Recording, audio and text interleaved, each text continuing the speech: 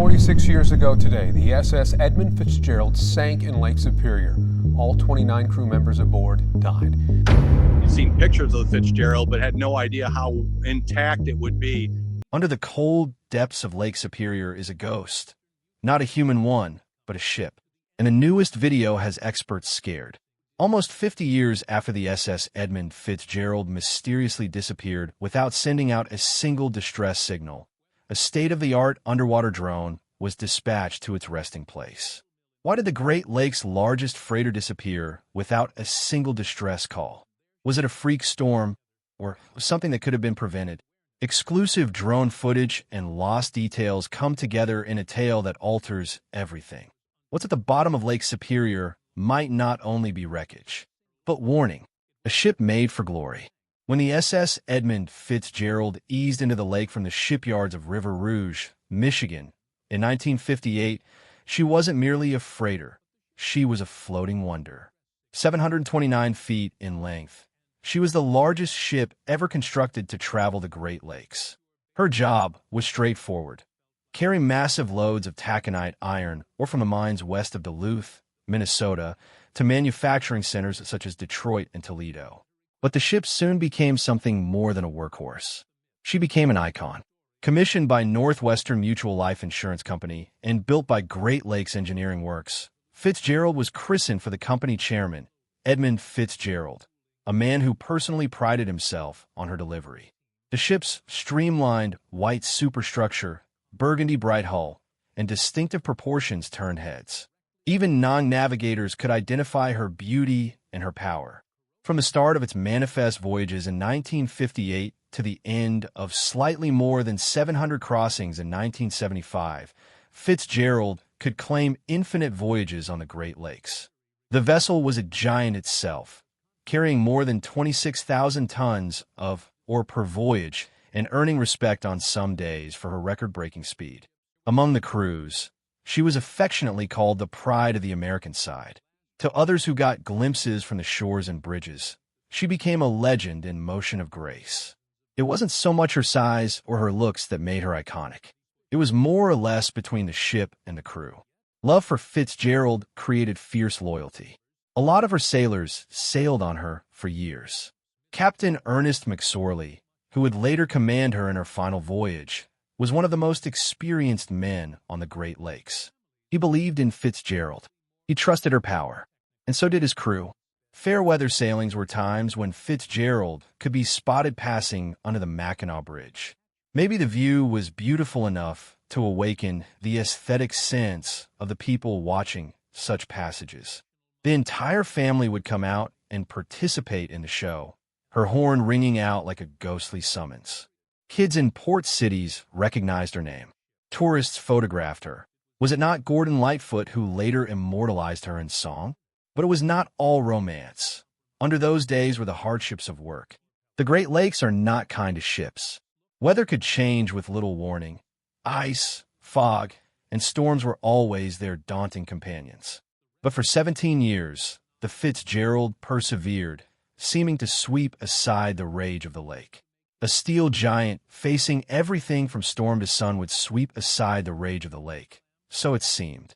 By 1970, Fitzgerald was one of the most highly regarded freighters on the seas. She had never been in a serious accident. No person had ever been killed on board. Well, she was an old sea dog.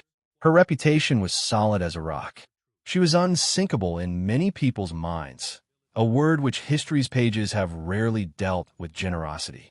When loaded with iron ore pellets and bound for Detroit, the said steel mill, on the evening of November 9th, 1975, with an on-time arrival in Detroit planned for late the following morning, everyone would bet their last dollar that nothing would go wrong. The Arthur M. Anderson, also on another adjacent route, had the Fitzgerald behind it. Both vessels were familiar to have traveled the lakes as a duo before. Adverse weather was closing in, but in the thoughts of both crews, there could still be hope. On the surface, it was only another pass through another cargo. Another tempest, but unknown to each ship. The forces of Lake Superior were beginning one of the worst on-record outbursts against which the Fitzgerald's strength and pride would hold. And off she went, heading straight into it. But on the morning of November 9th, 1975, when she left port, no one could have predicted it would be her final journey, or that she'd become a symbol of maritime tragedy, vanished in silence. At dawn on November 10th, 1975, the SS Edmund Fitzgerald was forging through deteriorating weather, intent on making harbor. Captain Ernest McSorley, steady and experienced, was in constant radio contact with the nearby freighter Arthur M. Anderson, which had the Fitzgerald under radar surveillance from several miles out. The two ships had been riding out the rough waters of Lake Superior in tandem, close enough for both to know where the other was in a storm worsening by the hour. What had started out as a typical November squall had become gargantuan. The winds blew past 70 miles an hour, and waves crested above 25 feet, slamming the freighters from every angle. Ice pellets flew through the air. Visibility was diminishing. Weather forecasts had downplayed the system, and now both ships were caught in the middle of a marine nightmare.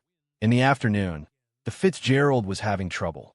At about 3:30 p.m., Captain McSorley called the Anderson on the radio with an ominous report. "We have a bad list. Lost event. One of the hatch covers is giving us trouble." In spite of this, McSorley remained calm. He assured that the situation was in hand. His voice remained even, his tone steady. But the storm raged unabated. It was 1910 hours that the final message from Fitzgerald came. McSorley talked on the radio. "We are holding our own." That was it. No hint of desperation in his words. No trace of panic. Then nothing. Seconds later, Anderson's radar screen held a hollow emptiness. The now great or hauler, barely 5 minutes previously steady in its course through the storm, just disappeared off the radar. Not one distress flare had been fired. There had been no mayday call. No floating wreckage was visible. The vessel and all 29 men aboard just ceased to be. The Coast Guard was alerted right away, and thus a large-scale search operation for Lake Superior was initiated. Aircraft, helicopters, and vessels swept the waters for any pieces of a survivor, life raft, or indication of the Fitzgerald status. Nothing. Only tiny pieces of wreckage, some oil slicks, felt like something devastatingly had indeed happened. Later, the wreckage was located in two halves 530 feet beneath the surface, hauntingly silent on the lake floor. The bow of the ship remained upright in sediment. The twisted stern was upside down a short distance. Still, the mere fact of having discovered the wreck left only more questions than answers. The Fitzgerald had sunk so unexpectedly. The crew hadn't had time to send out a distress call. How would a ship that had sailed through hundreds of voyages break down in the course of a few minutes? Explanations proffered vary from freak waves, something which has been known to engulf even the most solid of ships, to unaccountable soundings or shoalings to heavy damage to the Fitzgerald's hull. Then, there are demands for structural failure, with a compromised ship spine as a result of years of heavy work in turbulent seas.